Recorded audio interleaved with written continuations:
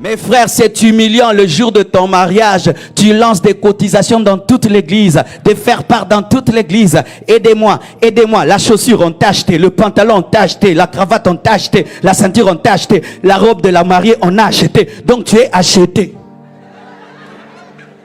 C'est pourquoi les gens ont le courage de venir chez toi à la maison. Ils gueulent ta femme parce que tu n'as rien fait pour ton mariage. Tu dois être un responsable. Donnez-moi la main. Mais des fois, le problème, c'est que les femmes, maintenant, à force de trop regarder la télévision, vous exigez des mariages compliqués à cause de la télé. Le mariage des Kardashians, des TC, c'est là. Et ainsi, les hommes sont obligés de vous donner des mariages de rêve sans avoir les moyens. C'est pourquoi ils doivent emprunter.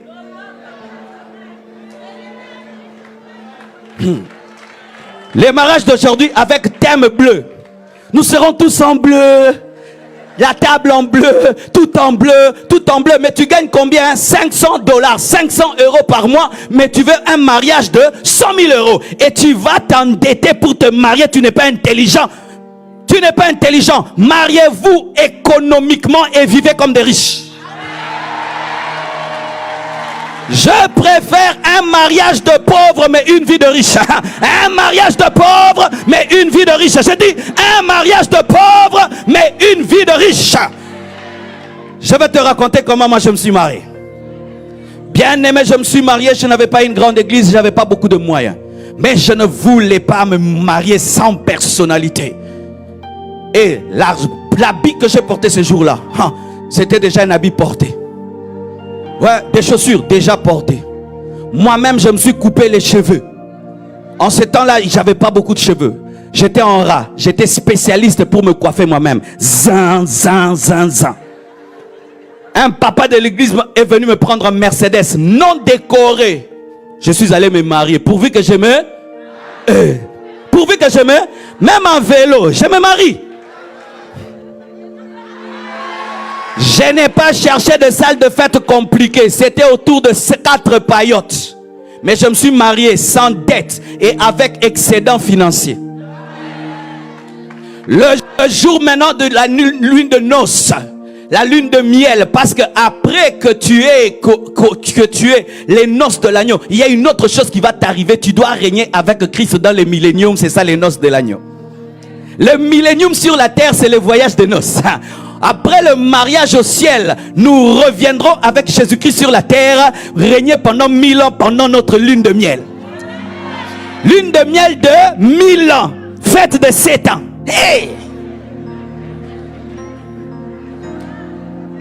Vous imaginez un mariage de 7 ans, lune de miel de 1000 ans sur la terre. Nous viendrons régner. La Bible nous dit que nous viendrons régner avec Christ pendant 1000 ans.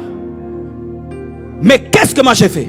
Je voulais amener ma femme à l'intercontinental, mais je n'avais pas l'argent pour l'intercontinental. Mais je l'ai amenée en face de l'intercontinental, à un hôtel moins cher mais en face. Moins cher mais en face. On ouvrait les fenêtres, je disais maman, ce n'est pas là-bas mais c'est à côté.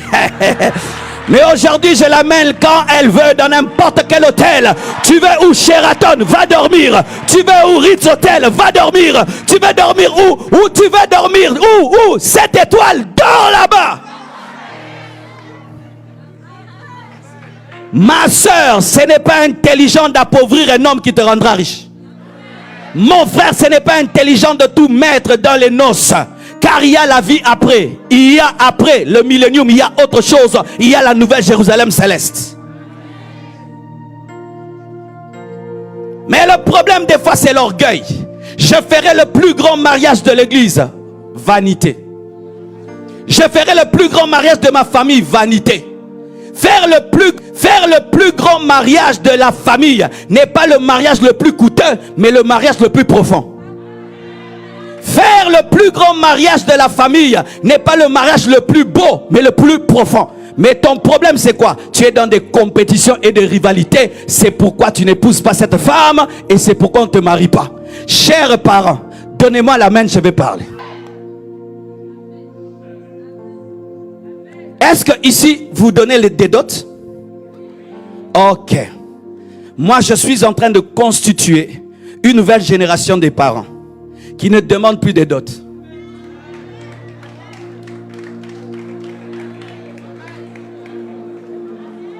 Je suis pour la suppression de la dot dans l'église. Pourquoi? Dites-moi pourquoi. Voici. Ce n'est pas obligatoire parce que ça dépend d'une culture à une autre. Il y a des cultures dans lesquelles tu viens seulement, tu me regardes, tu dis je veux ta fille, je te la donne. Il n'y a pas de péché, ce n'est pas obligatoire. La dot est culturelle. Mais dans notre culture africaine, la dot appauvrit les mariés. Le jeune garçon doit chercher 2000 € pour épouser une fille alors qu'il gagne 300 €. Il te donne à toi. Mais oui, chez nous même ça arrive à 5000 €. On demande même des congélateurs, on demande même des écrans plats. Oui, on demande même des groupes électrogènes. Vrai ou faux? Maintenant tu appauvris ton beau-fils. Mais en appauvrissant ton beau-fils, tu as fille parce que c'est lui qui va la nourrir et qui n'aura plus d'argent parce qu'il a tout donné à son beau-père. Moi, voici comment je vais marier mes filles.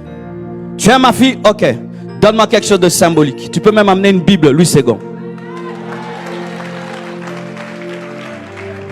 Ah, mais je l'ai fait étudier, j'ai dépensé trop de choses pour ma fille, oui. Tu veux donc la vendre, tu veux vendre, on ne vend pas les enfants. Mais d'ailleurs, si tu donnes ton enfant de manière symbolique, on va respecter ton enfant, on va craindre ton enfant. Mais si on a acheté l'enfant, on va penser qu'on l'a comme un bien.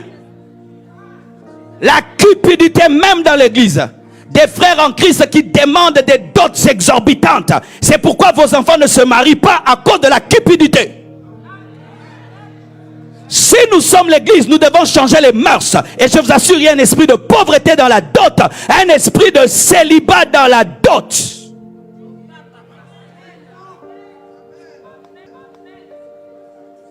Comment je peux appauvrir celui qui va nourrir ma fille? Comment je peux appauvrir celui qui va prendre soin d'elle lorsqu'elle sera malade? Au contraire, je dois l'aider à être fort. Mais qu'est-ce qui se passe? C'est le jour de la dot que les parents veulent récupérer tout ce qu'ils ont fait pour leurs enfants.